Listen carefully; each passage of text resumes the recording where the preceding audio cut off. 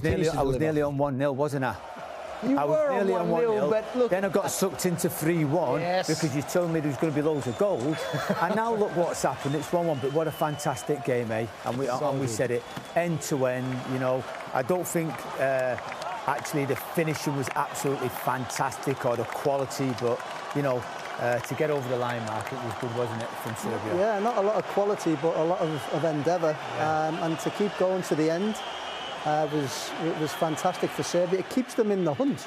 You know, at that point, they've got to play, I think they play Denmark in the last game. So that's going to be a huge game for Serbia.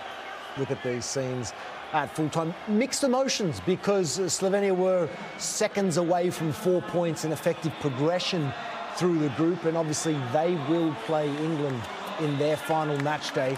We'll bring you more on how this group is now looking shortly. But it is a case of mixed emotions because while the story will be Luka Jovic and Serbia, Slovenia was so close to progression. So close, you know, just so close. It's like, you know, it sort of like takes your breath away. Even watching it, you're thinking, as ex-players, we used to look at the clock there, Adrian, and go, come on, tick, tick, tick. And them seconds are so long, you know, anything could happen. We're just seeing it then, you know.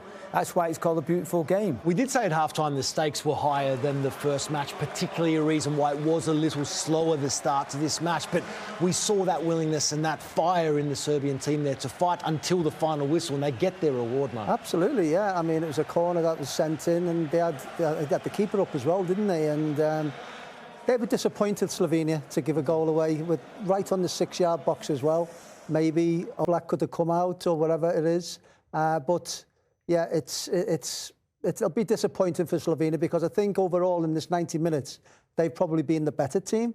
But give it all to Serbia because they just stuck in and right to the last second. Well, certainly another entertaining game, no doubt about that. But Slovenia did take the lead in this one, and that today was our goal of the day. Elsnik. Serbia trying to get bodies back. Elsnik, Koniecznik! Jan Koniecznik started that move on the edge of his own penalty area. And having run the length of the field, he gives Slovenia the lead. A long busting run, and boy was it rewarded. So Slovenia took the lead. They're our goal of the day.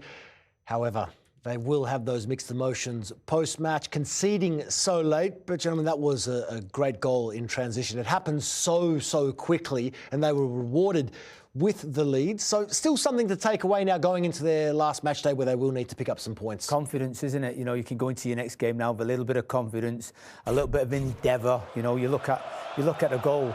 I mean, I would love to have looked at it, you know, rewind it a little bit more to see where he's run from. But you've got to follow your players in transition, and this is what Serbia players don't do.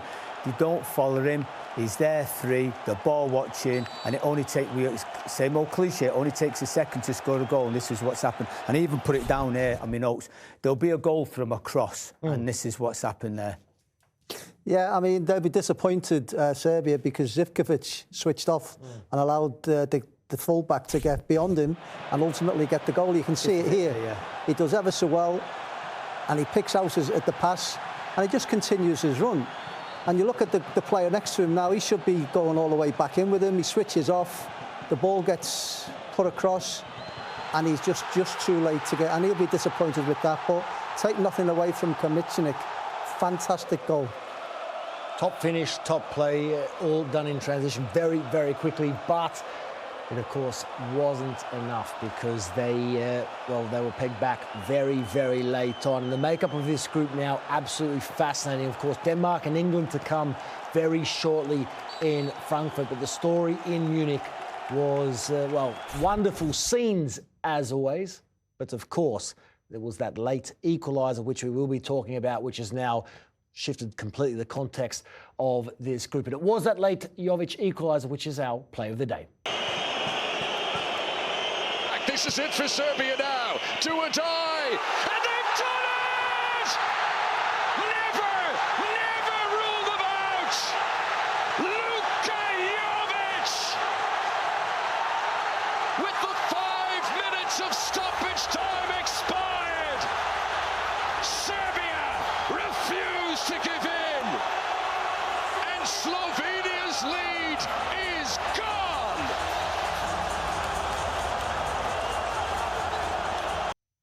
A fine moment by Luka Jovic, who knows Germany very well, of course. Eventually, well, he earned his big money move to Real Madrid after a fine season with Eintracht Frankfurt many seasons ago, now currently with AC Milan. In a moment he'll never forget with his country there. But how do Serbia feel coming out of this match? Because Jovic getting the goal, but of course they did miss some chances, but they do get that point, Mark, which does keep their chances of progression. Well, it keeps them in it, doesn't it? You know, they've only got to win in the next game to go on 4 points, which I think, even if they come third, will be enough for them to progress to the round of 16.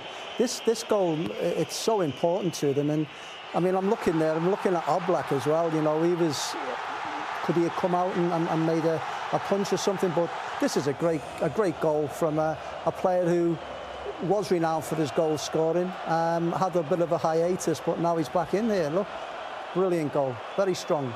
Terry, what is it about this tournament? Because I said off the top that the last 4 matches have had 3 late equalisers or winners, and these are the finer details that make the difference in tournaments. Never give up. Keep going till the end, and that's what teams are doing, Mark. They're going till the end, and they're saying, listen, we're not going to lie down and just, you know, we're going to get onto it. And, you know, is it free kicks? Is it the crosses? Obviously, a lot of work's been done on the training field, you know, because set plays are so important. And how many times have we seen teams take corners and leave it the first defender? You know, and it's in the last couple of minutes. But that, for me, then just shows you the spirit of Serbia, doesn't it? Well, Serbia, they get the result. But how are the fans feeling, of course, post-time? Because they come away from a match where they did have some chances, but the fans will be thrilled with that conclusion to the match. Look at these things, guys. It feels like a win, it must feel like a win coming into a match where, again, they were effectively eliminated, but they salvage a point, their hopes are still alive. It's the highs and the lows of football, isn't it? You can imagine the supporters, you can imagine the manager, the players. You know, they've expected themselves not to get through. It looks like they've won. Did you imagine me at 1-0 and all? Oh, yeah. You were the opposite. Yeah, but no, it's absolutely fantastic. And this is why they travel. This is why they're passionate. This is why they pay the money. This is why they come to watch. Thrilling football. It's the best ever, isn't it? Absolutely. It is the best ever. And we're just getting started. So much football still to come. But you do feel Serbia could have won this match. And it was that man, Mitrovic, who we did highlight in the lead-up to kick-off. He did miss a couple of opportunities on the day. And, guys, I can tell you, Mitro in Hindi means friends. It wasn't a friendly day for him today, though, because it's potentially a day to forget. Well, that's quite ironic, because he's not very friendly when he plays, is he? So, yeah, he had a lot of opportunities today. And I just believe that where he's playing at the moment dictates that he's not as sharp as what he was maybe a year ago when he was at Fulham. But yeah, I mean, this is a great defensive touch here by Kalmichnik kick, and that was going in. But I just felt, even in the first game, he was off the pace a little bit, as was Milinkovic-Savic, if you've seen him in the second half as well of this game, just off the pace a little bit. Off the pace a little, perhaps where he's currently playing, but also because of the fact that there was a fine goalkeeper in between the sticks. Jan Oblak, our change maker of the match. Zivkovic. Vlahovic allows it pass. This is Mitrovic. Oblak out to smother the shot bravely.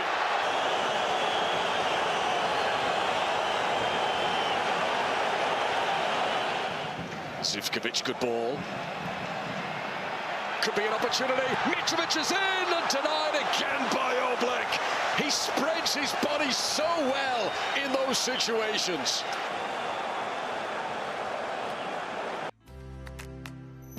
Jan Oblak, the superstars we touched on in the lead-up to the match, all of his accolades there. Slovenian Footballer of the Year on so many occasions. So integral to all the success that Atletico Madrid have had in Spain, and he's done it all. He's a fantastic player, and I said earlier as we got into the match, but one of the underrated keepers of his generation, while being one of the very, very best, and he made his presence felt, Terry, once again. I mean, that's what they're in there for, hasn't it? That's why they get paid the big bucks to be in there. And he's coming off his line fantastically all the time. You know, this is about, it makes himself nice and big. He stands up to the last minute, and he doesn't give any of the goal to the forward, does he? And that's what it's all about, and he's backing his goal again. You know, when you think about the obviously the corner what come in for the goal, he's come. Is he going to come all the way like Mark says and maybe punch it? He stayed in, and I remember you saying he was sort of like behind his goal, wasn't he? But listen, we won't look at that. I thought he was absolutely fantastic. Anyway. He was, but he will be disappointed, of course, that he didn't close the match with that clean sheet. And now what that does to this group in terms of the standings, well, I can tell you one country that will be pleased with that result is England, because if they are to win the match against Denmark, they will win the group, and the final match day will be a dead rubber for them, which will allow them to rest some players, which could be very important going deep in the tournament. You can see England in control there, Slovenia with 2 points. So, look, it's still all to play for in this group, but now it just adds another twist to the Denmark-England clash to come. Well, more so for Denmark. They realise that they're going to have to get a positive result. And even if they get a draw, that's a positive result against England. Then they can go into the last game against Serbia, I think it is. If they win that, then they're going to qualify. So I've done this group. Thoughts about Manchester United and Everton. The erstwhile great Manchester United are still seesawing. A draw with Spurs on the 14th of January saw them win 5 straight games, albeit most of them just barely. Then came the awful loss to Fulham on the 24th of February, in which they played a lacklustre game. Then came Sunday's derby, where they lose 1-3 to the current league champions Manchester City, a game where they go a goal ahead, defend brilliantly for 50 minutes, eventually capitulating to the obviously better class of their rival. Regarding the manager Erik ten Hag, there are still many complaints from pundits left and right. The lack of clear sense of direction or style of play, lack or poor quality of man management, and constant poor recruitment of players. Since the 25% takeover of Man United by Jim Ratcliffe, it was hoped that Man United will progress to a more successful direction under his watch. Some pundits even think that Ten Hag might even be replaced come next season. Yet the stats show that he did not do too badly. He managed 61 wins in all competitions in his first 100 games, which actually is better record than either Mikel Arteta with 54 and Jurgen Klopp with 50. Thoughts on Arsenal and Tottenham? If not for that 1-week blip where they lost to Aston Villa and bow out of the Champions League, Arsenal have been by far the most impressive team this season. They have the best defensive record.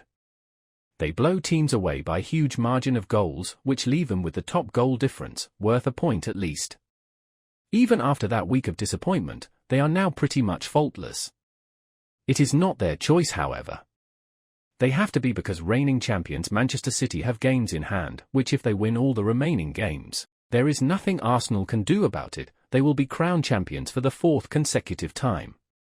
But the way Arsenal played this season, it will be a shame if they did not win the Premier League.